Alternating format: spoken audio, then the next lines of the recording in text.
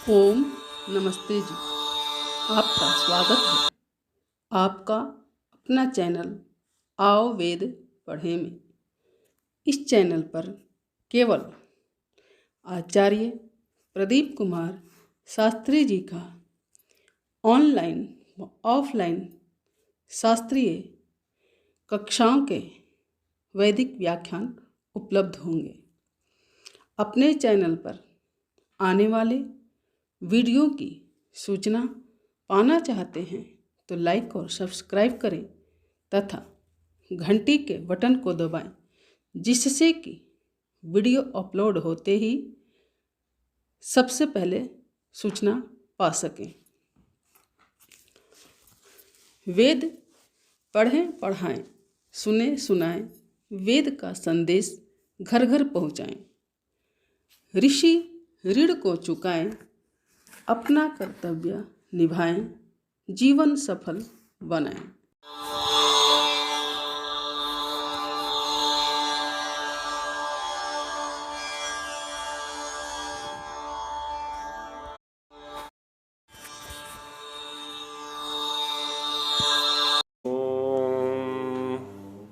सहना भवतु सहनो भुनक्तु सह वीर्यं करवावहै तेजस्विनावधीतमस्तु मा विद्विषावहै। ओम शांति शांति शांति।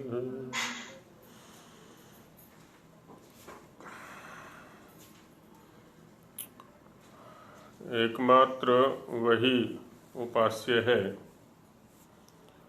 और वेद भी उसी का विधान कर रहे हैं। इसलिए वेद और वैदिक आर्यों पर जो ये आरोप लगाया जाता है कि वो आरंभ में जड़ के उपासक थे, वो ठीक नहीं है। तो उसी में प्रमाण दिए जा रहे हैं। ऋग्वेद से प्रमाण हो गए, अभी यजुर्वेद से चल रहे हैं। क्रम से चारों वेदों से प्रमाण दिए जा रहे हैं। तो इसमें सपर्यगात आदि जो मंत्र है उसका व्याख्यान पहले हो चुका है, स्वामी जी महाराज कर चुके हैं। इसलिए उससे जो अग्रिम मंत्र है उसको लेते हैं। किन्हीं का कुछ विचारणीय तो नहीं है? हाँ, चलिए। तो यजुर्वेद से मंत्र लिया, जो कि 17वें अध्याय का 17वां मंत्र है। ये य इमा विश्वा भुवनानि जुह्वत ऋषिर्होता न्यसीदत पितानः स आशिषा द्रविणम इच्छमानः प्रथमच्छद अवरा आविवेश। य इमा विश्वा भुवनानि जुह्वत, य जो, इमा विश्वा भुवनानि इन सभी भुवनों को, इन सभी लोक लोकांतरों को। भुवन माने भवन्ति अस्मिन् इति भुवनम, जिसमें सब कुछ उत्पन्न हो रहा है ना, वो सब भुवन है। लोक लोकांतर, इनको क्या करता है वो? जुह्वत, होता का कर्म है ये, जुहोती। तो जुह्वत माने देना और लेना। हो दाना दनयो आदाने च इत्येके। हो धातु का अर्थ देना भी होता है, लेना भी होता है, और अदन भक्षण भी होता है। तो सृष्टि काल में इन लोकों को देने वाला और प्रलय काल में इन लोगों को लेने वाला, संहार करने वाला। तो इसलिए जुह्वत ऐसा यहाँ पर विशेषण दिया ये उसके लिए। देना भी, लेना भी और भक्षण भी। हाँ, 3 अर्थ हैं इसके हो धातु के। हो दाना दनयो, जुहोत्यादि गण का पहला धातु है ये। हो दाना दनयो हो आदाने चैत्य के। दान अदन आदान, देना लेना और भक्षण करना। खाना। हाँ, तो ये तीनों अर्थ इसमें आते हैं। तो जो इन सभी भुवनों को है ना देता है कल्पकाल में, लेता है या संहार करता है प्रलय काल में। अब इस कर्म को जो कर रहा है ना, वह और कैसा है, वो ऋषि है, होता है। अब देखिए, जुह्वत क्रिया के अनुकूल होता, ये करता आ गया यहाँ पर, है ना, क्योंकि होता का कर्म भी यही है, लेना देना और भक्षण करना। परमात्मा को अन्न भी कहा है और अन्नाद भी कहा है। सत्यार्थ प्रकाश के प्रथम समोल्लास में वर्णन आया था ना, अन्न भी है और अन्नाद भी है।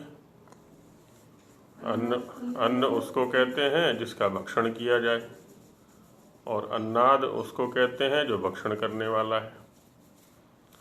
तो वह खाने वाले को अन्नाद, हाँ, अन्नम अत्तीति अन्नादः, है ना, और जो खाने योग्य पदार्थ है उसको अन्न कहते हैं। तो वह हमारे अंदर विद्यमान है, जैसे अन्य भोज्य पदार्थ हमारे अंदर विद्यमान है। अन्न है, हम उसके अंदर विद्यमान है, अन्नाद है। प्रलय काल में, है ना, हम सभी को वो अपने अंदर ले लेता है। तो कैसा है वो? पिता है। पिता माने पालक, रक्षा करने वाला है। और कैसा है वो? ऋषि है। ऋषि शब्द अनेक अर्थों में आता है। उपदेष्टा के लिए भी ऋषि आता है ना। ऋक् सर्वानुक्रमणी एक वैदिक ग्रंथ है, उसमें कहा है यस्य वाक्यम स ऋषि, जिसका वाक्य है ना, जो अधिकार पूर्वक वाक्य की प्रस्तुति करता है, तो वो ऋषि कहलाता है।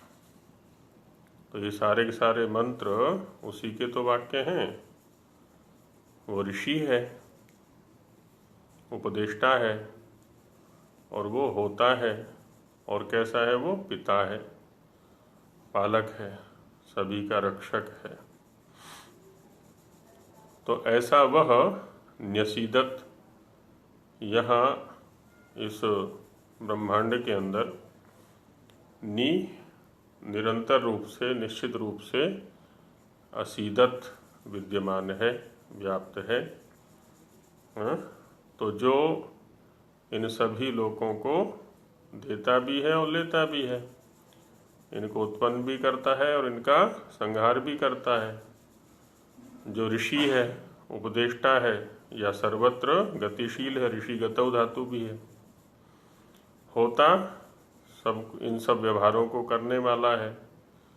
पिता पालक है, किसका? न हमारा, हम सभी का वही पिता है, वही रक्षक है। ऐसा वह इस संपूर्ण में न्यसीदत निश्चित रूप से विद्यमान है। और वही सह आशीषा, अपनी इच्छा से, है ना, आंग पूर्वक शास धातु है इच्छार्थ में। तो आशीषा, आशीर्वाद भी कहते हैं ना, आशीर्वाद भी इसी से बना हुआ है। तो आशीर्वाद का क्या अर्थ होता है?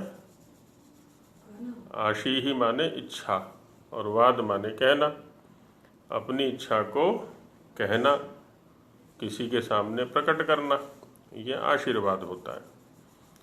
अब हालांकि वो एक अर्थ विशेष में योग रूढ़ हो गया है, किसी के प्रति अच्छे वचन कहना, है ना, तुम जीते रहो, तुम धनी बनो, तुम स्वस्थ रहो, आदि आदि जैसे वाक्यों का प्रयोग करना आशीर्वाद। वहाँ भी क्या किया जा रहा है, अपनी इच्छाएं तो प्रकट की जा रही है उसके सामने। मेरी इच्छा है कि तुम ऐसे बनो। तो आशीषः वादः आशीर्वादः, इच्छा का कहना, इच्छा को कथन करना, मनोगत भाव को अपनी वाणी से प्रकट कर देना, यह आशीर्वाद होता है। ये कहते हैं कि आपका आशीर्वाद है, जैसे हम वचन बोलते हैं। हाँ, आपका आशीर्वाद है माने आपने कभी मुझे आशीर्वाद दिया था, तो उसी का फल ये है कि मुझे ये सफलता मिली है। ऐसे प्रसंग में तो कहते हैं ना प्रायः, ये सब आपका आशीर्वाद है, माने मेरी सफलता के पीछे आपका जो आशीर्वाद है वो कारण है। आपके वचन, हाँ, आपकी इच्छा, आपका मनोभाव, है ना, आपकी जो सद्भावनाएं हैं ना, वो शिक्षाएं हैं, तो वही सब मेरी सफलता का आधार है। तात्पर्य ये होता है। और आशीषा, जहाँ जहाँ सृष्टि की उत्पत्ति का प्रसंग आया है ना, वहाँ सर्वत्र एक ईक्षण क्रिया का प्रयोग आया है। ईक्षण, ईक्षण इच्छा करना, है ना, दृष्टि का विषय बनाना, आदि आदि अर्थों में आता है। तो स आशीषा द्रविणम इच्छमाना, द्रविण शब्द किसके लिए आता है सामान्य रूप से? धन के लिए आता है ना। लेकिन इसमें देखें तो द्रविण शब्द में द्रुगतौ धातु है, द्रुगतौ, तो द्रुगतौ धातु है। धन कौन सा अच्छा माना जाता है? जो गतिशील रहता है, जो टिक गया, वो वृद्धि को प्राप्त नहीं हो सकता है। मान लिया बहुत सारा धन कमा करके हमने कमरे में भर लिया, अब वो उतना का उतना ही रहेगा। और यदि उसको बांट दें, किसी ने व्यापार में लगाया, आजकल कहते हैं इन्वेस्ट कर दें उसको, तो क्या होगा? वो धन निरंतर वृद्धि को प्राप्त होता रहेगा, बढ़ता रहेगा। यदि वो चक्र में है, यदि वो गति में है, तो वो वृद्धि को प्राप्त होगा, और यदि रुक गया तो वहीं का वहीं रहेगा। तो इसलिए द्रविण होना चाहिए। द्रविण कौन है? ये संसारी तो है, निरंतर गतिशील है। द्रविण का मतलब गतिशील होगा। हाँ, गतिशील। तो है ना, द्रविण होना चाहिए। तो इस संसार की हमारे लिए इच्छमानः, इच्छा करता हुआ, अपने आशीष से हमारे लिए इस द्रविण की, संसार की, संसार रूपी धन की इच्छा करता हुआ कि जीवों का उपकार करना है, इनके कर्मों के फल भुगाने हैं, और इनको अत्यंत आनंद की ओर लेके जाना है। इसलिए साधन के रूप में ये संसार, ये द्रविण उसने हमें प्रदान किया है, वही स्वामी है इसका। और क्या है वो? प्रथमच्छत। इन सब, है ना, प्रथम किसको कहते हैं? पृथु विस्तारे धातु है ना। तो प्रथेरमच उणादि सूत्र है एक, प्रथेरमच, प्रथ धातु से अमच प्रत्यय होकर के प्रथम बनता है। तो प्रथम किसको कहेंगे? जो विस्तृत है, जो अधिक व्यापक है। और प्रथमम छादयति इति प्रथमच्छत, जो प्रथम को आच्छादित करता है। इस विस्तृत जो सारा ब्रह्मांड है, ये संसार है, इस सब को आच्छादित करने वाला है। जो ईशावास्यम इदम सर्वम, इस सब को जो आच्छादित करने वाला है, ऐसा है वो। और अवरा आविवेश, इन सब में जो आविष्ट है, प्रविष्ट है। अब यहाँ यजुर्वेद के इस मंत्र में भी उसके क्रियाओं को और स्वरूप को दिखाया, उसके अस्तित्व को दिखलाया कि सभी भुवनों को वो लेने और देने का काम करता है, उत्पन्न करने का और संहार का काम करता है। वो ऋषि है, वो होता है, वह पिता है, अपने आशीष से हमारे लिए द्रविण की इच्छा करता है। वह प्रथमच्छद है, इस सब को आच्छादित किए हुए है और इस सब में आविष्ट है। और प्रश्नोत्तर के माध्यम से आगे अग्रिम मंत्र में दिखाते हैं कि किम स्विद आसीत असि अधिष्ठानम आरंभणम कतमत्स्वित कथासीत यतो भूमिम जनयन विश्वकर्मा विद्यामौर्णोन्महिना विश्वचक्षा। ये जो संसार है, जो हमें दृष्टिगोचर हो रहा है, इसका किम स्विद आसीद अधिष्ठानम, इसका अधिष्ठान क्या था, क्या है, आधार क्या है, अधिष्ठान आधार क्या है, ये किस में स्थित है, ये किससे उत्पन्न होता है, इसका आधार क्या है, इसका आरंभण, आरंभण माने उपादान कारण क्या है, किससे बनता है ये, आरंभणम कतमत्स्वित है, और कथासीत और कैसा है वो, कतमत्स्वित कौन है, कैसा है वो। अब ये सब प्रश्न उठने स्वाभाविक हैं। इसका आधार क्या है, इसका उपादान कारण क्या है, वो कैसा है। यतो भूमिम जनयन विश्वकर्मा, जिससे कि इस संपूर्ण ब्रह्मांड की रचना वो करता है। कौन? विश्वकर्मा, जो सारे कर्मों को करने वाला है ना। विश्वकर्मा माने विश्वम कर्म यस्य सह विश्वकर्मा, संपूर्ण कर्मों को करने वाला, सभी कर्मों को करने वाला इस भूमि को, इस ब्रह्मांड को, भूमि शब्द ब्रह्मांड के लिए भी आ सकता है। जो कुछ उत्पन्न होता है वह भूमि, अथवा जिसमें उत्पन्न होता है वह भूमि। तो इस संपूर्ण संसार को जहाँ से वह बनाता है, तो उसका आधार क्या है, उपादान कारण क्या है, वह कैसा है वह। और विद्याम और्णोत महीना विश्वचक्षा, वह विश्वचक्षा, सब कुछ को देखने वाला है। दो विशेषण है यहाँ पर, क्या? विश्वकर्मा और विश्वचक्षा। विश्वकर्मा माने संपूर्ण कर्मों वाला, और विश्वचक्षा माने सब कुछ को देखने वाला। विश्वम चष्टे इति विश्वचक्षा, है ना। संपूर्ण को, कण कण पर जिसकी दृष्टि बनी हुई है। अनशनन अन्यो अभिचाकशीति, एकटक देख रहा है, कभी भी उसकी दृष्टि से ओझल कुछ नहीं हो सकता, सब कुछ उसकी दृष्टि के सामने है। तो विश्वचक्षा, वह संपूर्ण को देखने वाला। विद्याम और्णोत महीना, महीना माने महिमा से, अपनी महिमा से इस द्याम, इस संपूर्ण द्युलोक को, प्रकाशलोक को जो और्णोत आच्छादित किया हुआ है, ऊर्णु आच्छादने। तो यहाँ पर भी उसके कर्मों का वर्णन किया जा रहा है कि वही सब कुछ करने वाला है, सब कुछ को देखने वाला है, और वह उस अधिष्ठान को भी वही जानता है जिस से इस संपूर्ण ब्रह्मांड की वो रचना करता है। क्योंकि रचनाकार को ही रचना के आधार का पता होता है, जिस आधार से, जिस प्रकृति से, जिस मूल अवस्था से उसने इसकी रचना की है, उसको पता है।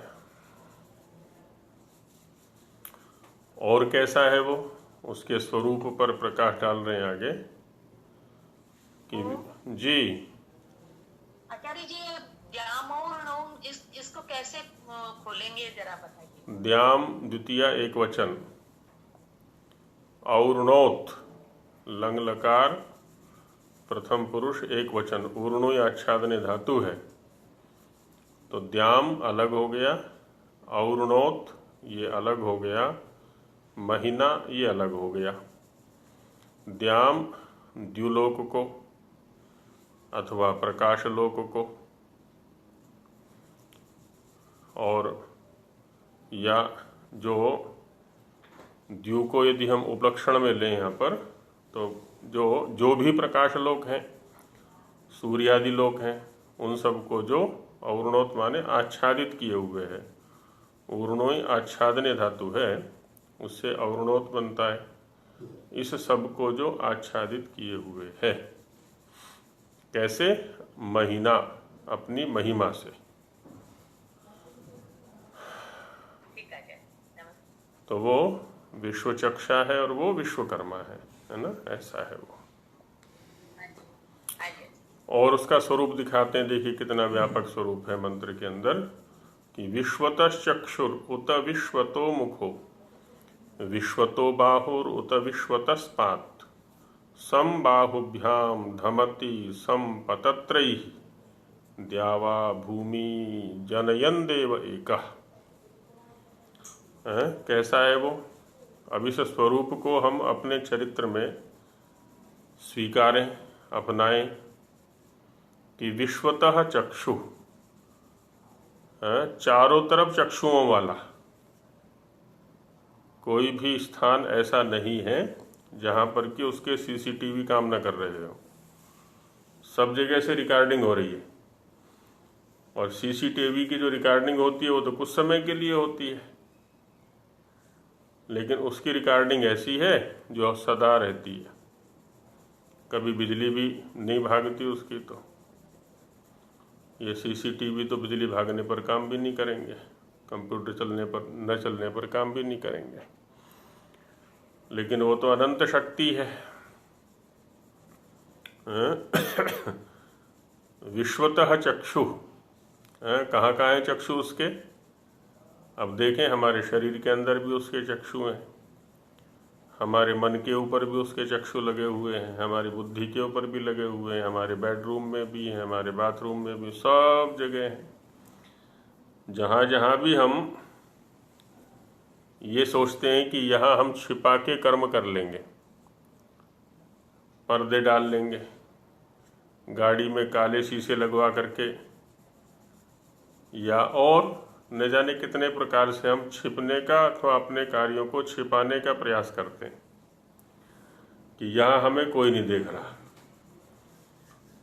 लेकिन वो तो विश्वतश्चक्षु है ना, उसकी दृष्टि तो वहाँ भी बनी हुई है।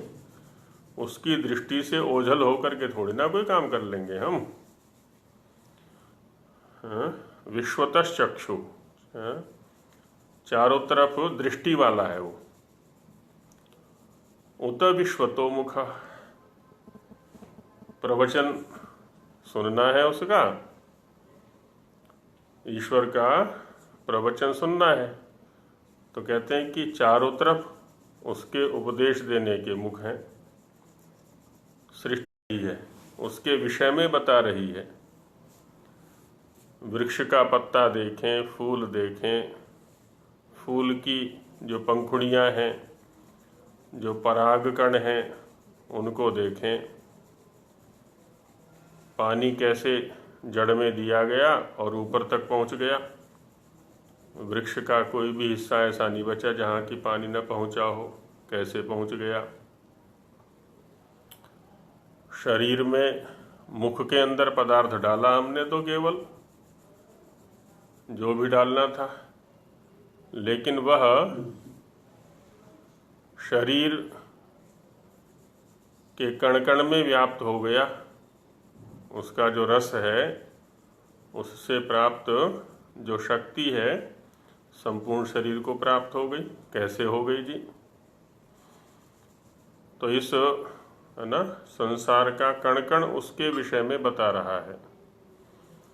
तो विश्वतो मुखा, मुखा है ना, चारों ओर मुख वाला, चारों ओर दृष्टि वाला, और चारों ओर मुख वाला, सृष्टि का कण कण उसके विषय में बता रहा है।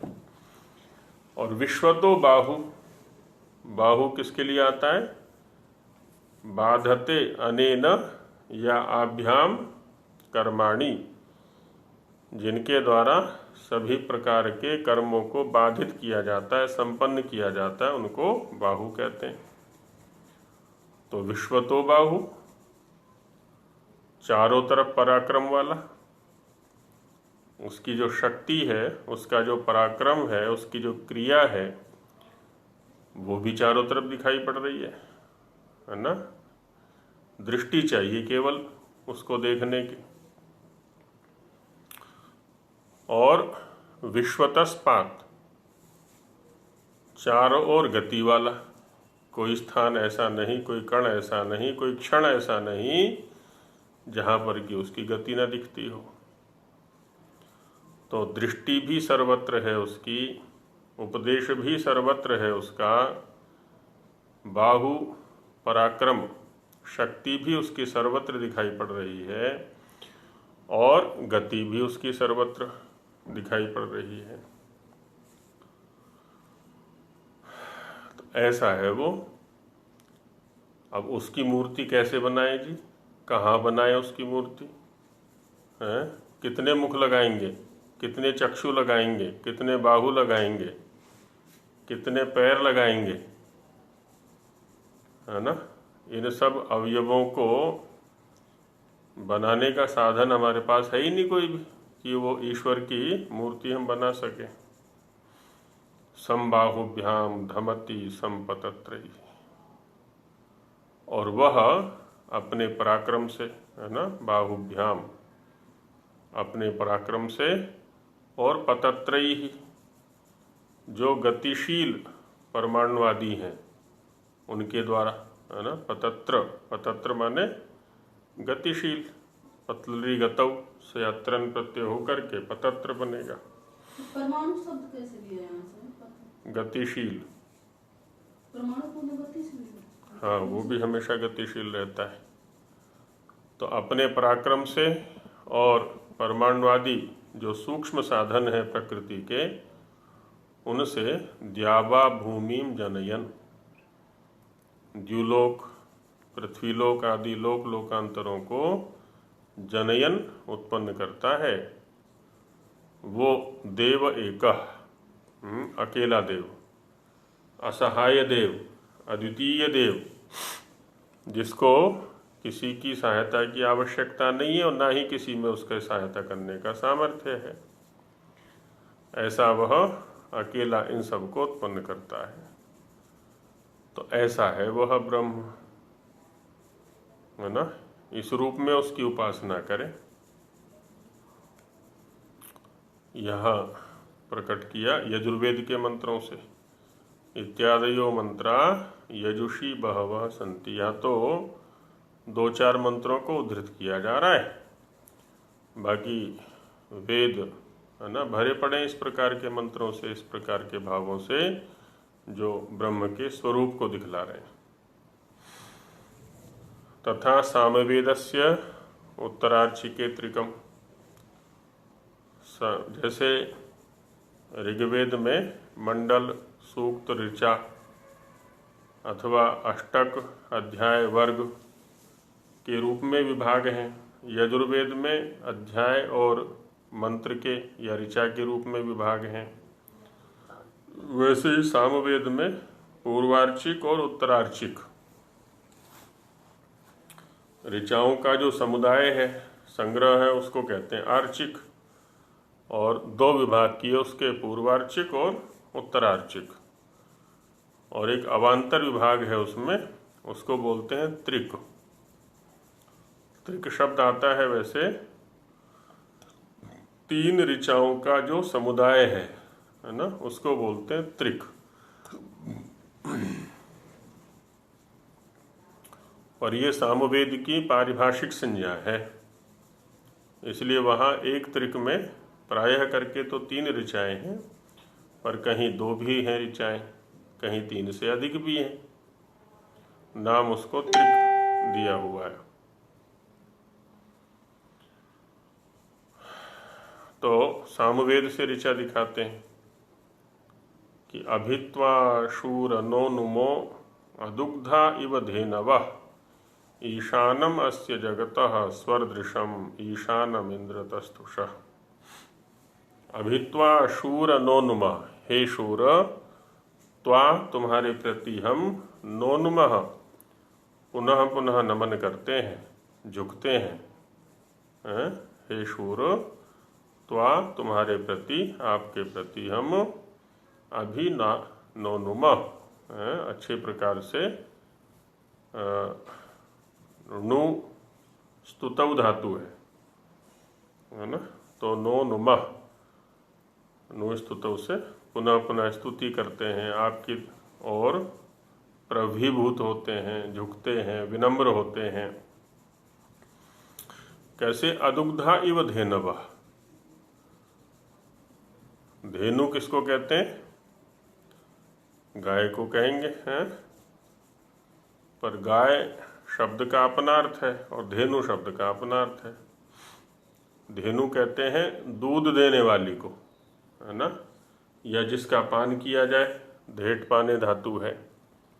धयंती ताम इति धेनु, बच्चे अथवा बछड़े जिसका पान करते हैं तो वो धेनु है।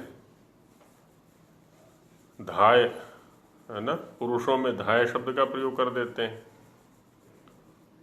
धाय जिसका दुग्धपान किया जाता है, स्तन्यपान किया जाता है, तो कहते हैं ऐसी धेनु जिसका कि दोहन नहीं हुआ है, अदुग्धा, जिनका भी दूध नहीं निकाला गया है।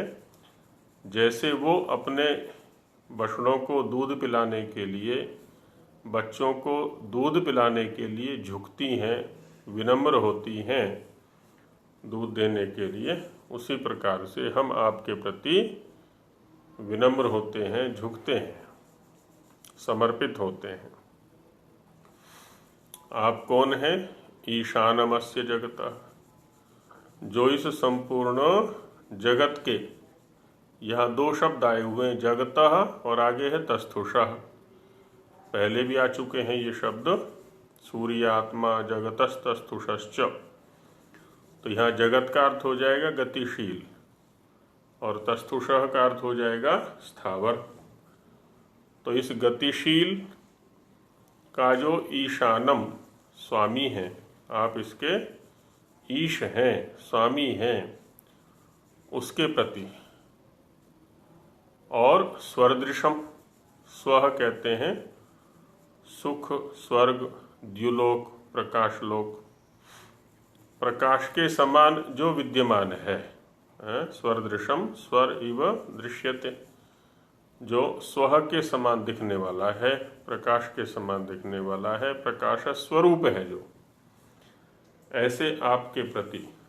और ईशानम इंद्र तस्थुषा है, इंद्र जो कि आप तस्थुषा ईशानम, इस स्थावर संसार के भी आप स्वामी हैं, गतिशील संसार के भी स्वामी हैं और स्थावर संसार के भी स्वामी हैं। ऐसे आपके प्रति हम नो नुमः। अब देखिए यहाँ पर किसकी स्तुति की बात की जा रही है? जो इस संपूर्ण ब्रह्मांड का स्वामी है, इसका रचनाकार है, इसको बनाने वाला है, इसका संहार करने वाला है, तो उसकी स्तुति की बात यहाँ पर की जा रही है। और वो कैसा है? कहते हैं कि वो अद्वितीय है, उसके जैसा न कोई हुआ है न कोई होगा, न पृथ्वी पर है, न द्युलोक में है, न अंतरिक्ष लोक में, कोई भी उसके सदृश नहीं है।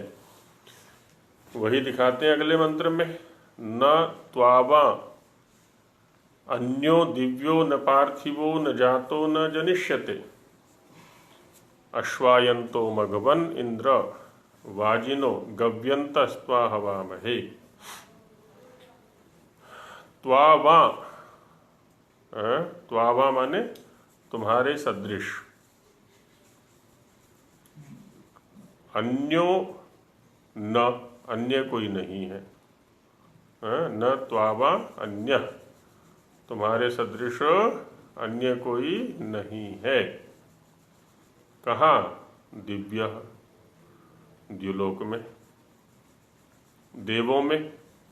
जितने भी देवों की चर्चा की गई है, तुमसे बढ़ करके और कोई भी नहीं है, तुम्हारे सदृश भी कोई नहीं है। बढ़ करके तो बात अलग है।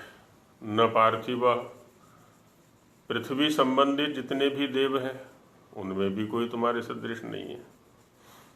न जातो न जनिष्यते, ना तो कोई उत्पन्न हुआ है और ना ही कोई उत्पन्न होगा।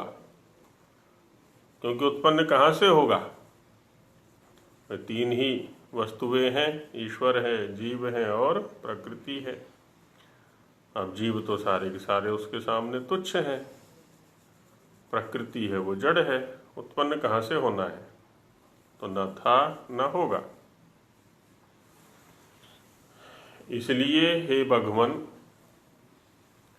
हे संपूर्ण श्रेष्ठ ऐश्वर्य वाले, है ना, मघवन, मघ शब्द ऐश्वर्य के लिए आता है और मघवन माने मघ वाला, धन वाला, ऐश्वर्य वाला। कौन है वो? इंद्र। इति परमेश्वर्य से इंद्र शब्द बनता है, तो परमेश्वर्यशाली है, ऐसा ऐश्वर्य जैसा कि किसी के पास भी नहीं है, इतने श्रेष्ठ ऐश्वर्य वाला है वो।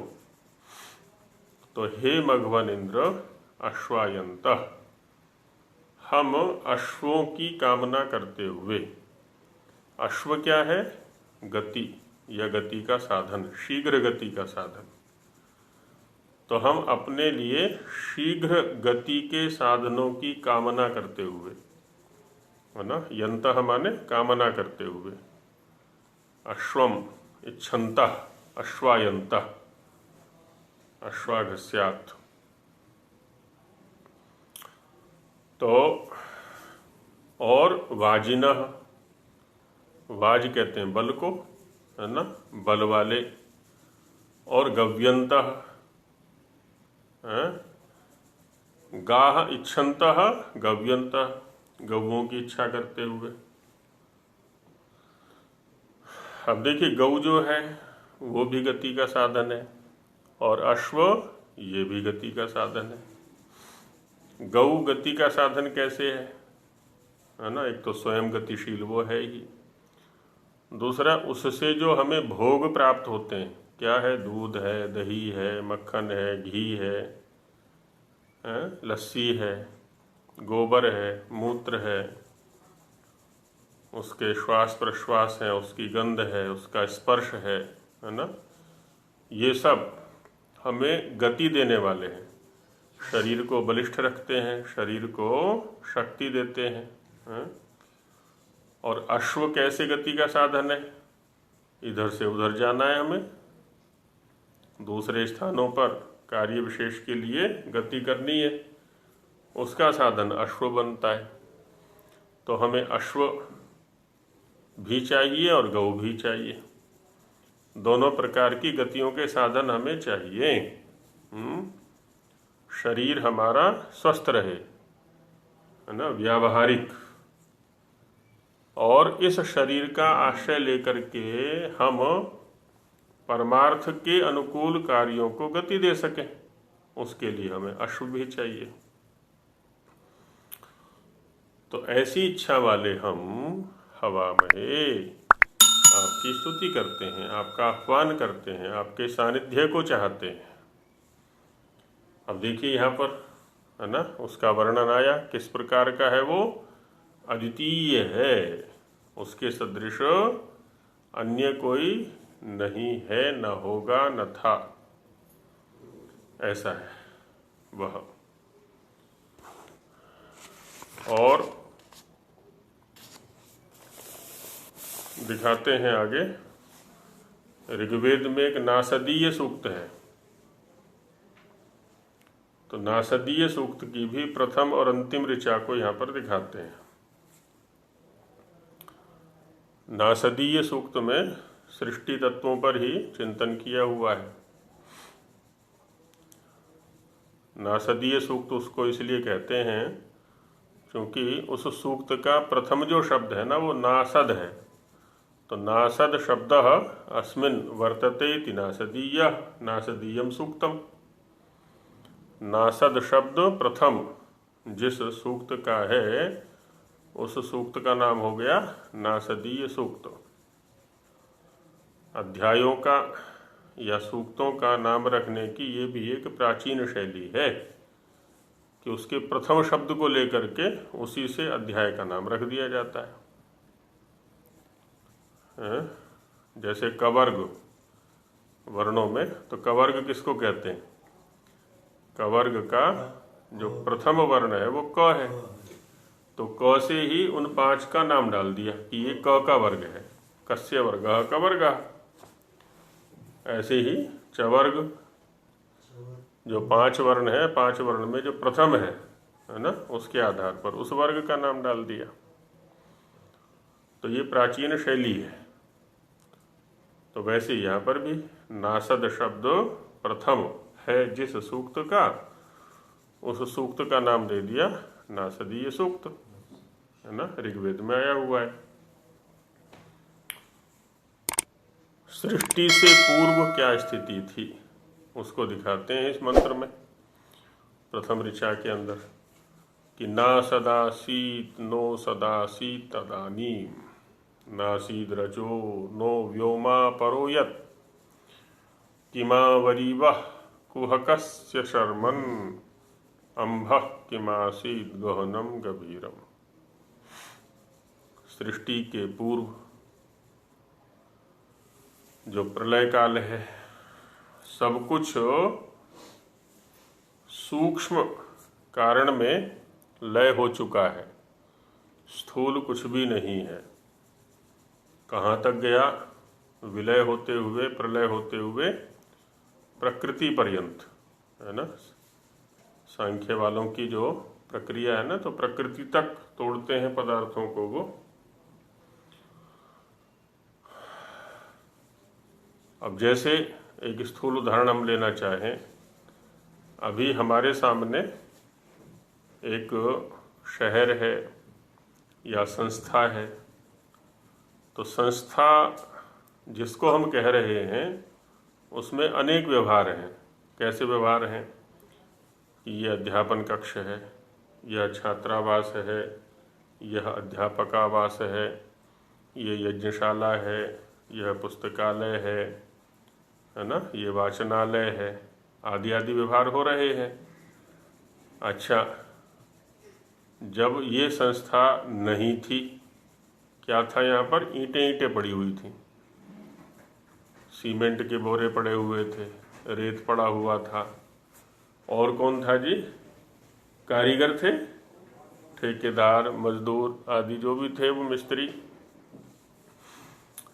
अब उस समय इस संस्था का वर्णन हम कैसे करें? किसको हम वाचनालय कहें, किसको हम पुस्तकालय कहें, किसको हम अध्यापकावास कहें, किसको हम यज्ञशाला कहें, है ना। सब कुछ का कारण तो विद्यमान है, बनाने वाला भी विद्यमान है, ठेकेदार, मिस्त्री, मजदूर आदि वो भी हैं, और जो रॉ मटेरियल है ना, अलग अलग ईंट आदि हैं वो भी हैं। लेकिन ये तो नहीं है ना जो व्यवहार हमें अभी उपलब्ध हो रहा है। तो यही स्थिति संसार के साथ में भी है। अभी तो हम व्यवहार कर पा रहे हैं कि देखो ये पृथ्वी है, ये चंद्रमा है, ये सूर्य है, ये नक्षत्र है ना, ये अमुक तारा है, ये अमुक तारा है, ये अमुक ग्रह है, ये अमुक ग्रह है, आदि आदि।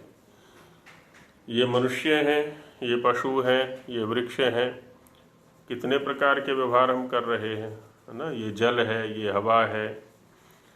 लेकिन अब उस काल में जाएं जब इन सब की सृष्टि नहीं है, इन सब का जो कारण है वो विद्यमान है, बस या तो रचनाकार है अथवा इनका जो मूल उपादान कारण है वो विद्यमान है। तो वही कह रहे हैं कि ना सद आसीत, क्योंकि सत का व्यवहार असत के सापेक्ष होता है और असत का व्यवहार सत के सापेक्ष होता है। जैसे हम कहें यहाँ घड़ा नहीं है, अभी घड़ा शब्द का व्यवहार कैसे किया जी हमने, क्योंकि कहीं अन्य स्थान पर घड़ा है। कहते हैं जो घड़ा वहाँ है वह घड़ा यहाँ नहीं है, तात्पर्य ये हुआ। तो और यदि घड़ा नामक पदार्थ है ही नहीं, तो जब घड़ा नामक पदार्थ है ही नहीं तो उसका अभाव कैसे दिखलाएंगे हम, हैं? घड़े नामक पदार्थ के होने पर ही हम उसके अभाव को दिखला सकते हैं। तो न असदासीत, न तो असत था, न सदासीत, न ही सत था। एक अनिर्वचनीय सी स्थिति है, उसको क्या कहें हम। जैसे वो गणित का प्रश्न है ना, अब श्याम पट्ट पर यदि एक ही रेखा खिंची हुई है ब्लैक बोर्ड पर, श्याम पट्ट माने ब्लैक बोर्ड, श्याम माने ब्लैक और पट्ट माने बोर्ड, है ना, ब्लैक बोर्ड। तो श्याम पट्ट पर एक ही रेखा खिंची हुई है, अब उसको छोटी कहें कि बड़ी कहें, उसको मध्य कहें, जो है ही एक वो, अब उसको क्या व्यवहार दें उसमें। तो वैसे ही कारणावस्था में तो सब एक जैसा ही है वो, तो उसको सत कहें कि असत कहें, न सदासीत न असदासीत। तदानीम, तब, है ना, सृष्टि से पहले आरंभ में। नासीद रचो, ये लोक लोकांतर भी नहीं थे। रज शब्द रजांसी लोकान्युच्यंते, लोका उच्यंते, है ना, रजा शब्द लोकों के लिए भी आता है, रजा शब्द रजोगुण के लिए भी आता है, और रजा शब्द धूल कणों के लिए भी आता है। तो ये, है ना, अंतरिक्ष के लिए भी रजा शब्द आता है, नहीं था। नो व्योमा परोयत, और जो ये पर आकाश है ना, वो भी नहीं था, क्योंकि ये भी तो सापेक्ष व्यवहार से ही आता है, तो ये भी नहीं था। कि मावरी वह, इसका आच्छादक भी क्या रहा होगा, कुछ भी नहीं। कुहकस्य शर्मन, कुहक या कुह कस्य, कहाँ, किसका, हे शर्मन, सब कुछ का निर्माण करने वाले। अंभः किमासीत, जल, अंभ शब्द जल के लिए आता है। गहनम गंभीरम, गहन जो गंभीर, अभी भी जल दिखाई पड़ता है ना, ये वो भी कैसे था। तो माने ये सब कुछ नहीं था, ऐसी स्थिति थी। अब इन शब्दों का व्यवहार भी तो हम सृष्टि काल में ही कर पाएंगे, क्योंकि सब पदार्थ हैं, तो उसी को हम, उन्हीं के आधार पर हम उनका भाव भी दिखा सकते हैं, अभाव भी दिखा सकते हैं, उनकी गंभीरता को दिखा सकते हैं, उनके हल्केपन को दिखा सकते हैं। लेकिन उस समय तो कुछ भी नहीं था। अब उसका अंतिम मंत्र लेते हैं, इसी सूक्त का अंतिम मंत्र लेते हैं। इयं विसृष्टिर्यत आ बभूव, यदि वा दधे यदि वा न, योऽस्याध्यक्षः परमे व्योमन् सो अंगवेद यदि वा न वेद। कि इयं विसृष्टिर्यत आ बभूव, ये जो विविध सृष्टि है, विसृष्टि ही, ये जो विविध प्रकार की सृष्टि है, यत आ बभूव, जिससे उत्पन्न हुई है, जिससे इसका आविर्भाव हुआ है, प्रकटीकरण हुआ है।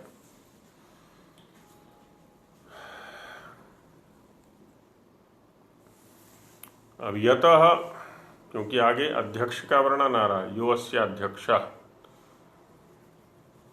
तो निमित्त कारण के रूप में अथवा उपादान कारण के रूप में, है ना, दोनों प्रकार से ले सकते हैं यतः को।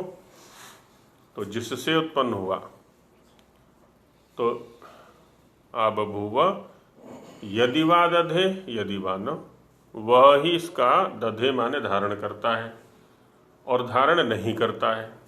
सृष्टि काल में धारण करता है और प्रलय काल में धारण नहीं करता है। प्रलय काल में उसका कारण में लय कर देता है। प्रलय का अर्थ भी तो यही होता है ना, प्रलीयन्ते कारणावस्थायाम यस्मिन सह प्रलयः, जिस काल में कारण में लय हो जाता है तो उस काल को प्रलय काल कहते हैं या प्रलय अवस्था कहते हैं। सब कुछ लीन हो जाता है। तो सृष्टि काल में इसको धारण करने वाला भी वही है और प्रलय काल में इस सब को विलीन करने वाला भी वही है। और किसी का सामर्थ्य नहीं है धारण करने का अथवा इसको विलय करने का, क्योंकि योऽस्य अध्यक्षा, जो इसका अध्यक्ष है। अध्यक्ष माने अधि उपरि भावे वर्तते, अधि और अक्ष, जो इस सब से ऊपर विराजमान होकर के देखने वाला है ना। अध्यक्ष उसी को कहते हैं ना। किसी भी संस्था के अध्यक्ष होते हैं, सोसाइटी के अध्यक्ष होते हैं, तो अध्यक्ष कौन होता है? जो सबसे ऊपर विराजमान होकर के देखने वाला है, जिसकी सभी के ऊपर समान दृष्टि है। और सभी के ऊपर समान दृष्टि तभी हो सकती है जब सबसे ऊपर होगा वो। यदि सभी में से एक होगा, बुद्धि स्तर पर, दृष्टि के स्तर पर, है ना, तो वो अध्यक्ष नहीं हो सकता। इसलिए अध्यक्ष प्राय जो अनुभवी होता है, अधिक योग्यता वाला होता है ना, उसी को बनाया जाता है। विद्या वयोवृद्ध है, जो विद्या में भी बड़ा है और वय में भी बड़ा है, प्राय उसी को अध्यक्ष बनाया जाता है। वही अध्यक्ष बनने के योग्य होता है, पात्र होता है। तो यहाँ कौन है? कहते हैं कि जो इस संपूर्ण सृष्टि के ऊपर विद्यमान है, योऽस्य अध्यक्षः। कहाँ है वो? परमे व्योमन, इस परम व्योम में व्याप्त है। जो परम व्योम है, परम आकाश है, इस सब में वो व्याप्त है, सर्वत्र विद्यमान है। या कह लें जैसे आकाश सर्वत्र व्याप्त है, वैसे ही वह भी व्याप्त है। आकाश के समान कोई स्थान रिक्त नहीं है। तो योऽस्य अध्यक्षः परमे व्योमन सो अंग वेद यदि भान वेद। तो वही जानता है, क्योंकि वह पहले विद्यमान है इसलिए, और उसी से इसकी उपलब्धि होती है। वेद ज्ञान के माध्यम से वो इसका ज्ञान कराता है। पहले क्या था, अभी क्या है, आगे क्या होगा, सारी सृष्टि प्रक्रिया का बोध उससे होता है, उसके उपदेशों से होता है, उसकी रचना से होता है। तो सो अंग वेद है ना, वही जानता है। अंग निश्चित रूप से,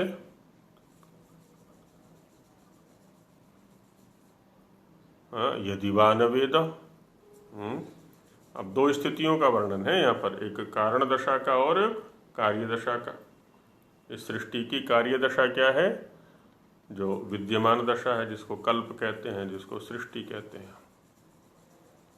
और अविद्यमान दशा जो इसकी प्रलय दशा है ना, कारण अवस्था है ना, उसको कह सकते हैं। तो कहते हैं वही जानता है, क्योंकि इस सब में माने दोनों दशाओं में, सृष्टि काल में भी और प्रलय काल में भी, चूंकि उसी की विद्यमानता रहती है। जैसे कोई घर का स्वामी है, अब घर के पहले भी वो विद्यमान है, और घर को जब बनाया तो उसमें रहता भी वही है। तो घर के पहले क्या स्थिति थी, है ना, कैसे भूमि थी, उस भूमि को समतल किया गया, कैसे गड्ढे खोदे गए, ये भवन निर्माण प्रक्रिया कैसे कैसे चली, वो सब जानता है, क्योंकि उसी की दृष्टि के सामने सब कुछ हुआ है और अब रह रहा है, तो अभी की भी स्थिति को वो जानता है। जो बाद में आए बच्चे हैं वो नहीं जानते पहले क्या स्थिति थी, वो तो अब की स्थिति को जानते हैं खाली। इसमें इतने कमरे हैं, इसमें यहाँ ये बना हुआ, यहाँ ये बना हुआ, आदि आदि जो भी है। लेकिन वह दोनों स्थितियों को जानता है, पहले की स्थिति को भी, क्योंकि वो अध्यक्ष है। अध्यक्ष माने दोनों दशाओं के ऊपर विद्यमान है। दोनों दशाएं, दोनों स्थितियां उसकी दृष्टि के सामने ही घटी हैं। इसलिए तो इत्यंताः सप्त मंत्रा ऋग्वेदे, है ना, यहाँ तक माने यम विसृष्टि अंतिम मंत्र है उस सूक्त का। तो इस मंत्र से अंत जिनका होता है, ऐसे 7 मंत्र उस नासदीय सूक्त जो कि ऋग्वेद के अंदर है वहाँ है, जो कि सारे के सारे उस ईश्वर की रचना, उसकी व्यापकता, उसके गुणकर्म स्वभाव आदि का वर्णन कर रहे हैं। तो उन्हें भी देखना चाहिए। अब आगे अथर्ववेद के आधार पर कुछ प्रतिपादन करेंगे और उसके बाद उपनिषदों को लेंगे। तो इसको कल देखेंगे, अभी समय हो गया है। ओम सहना भवतु सहनौ भुनक्तु सह वीर्यं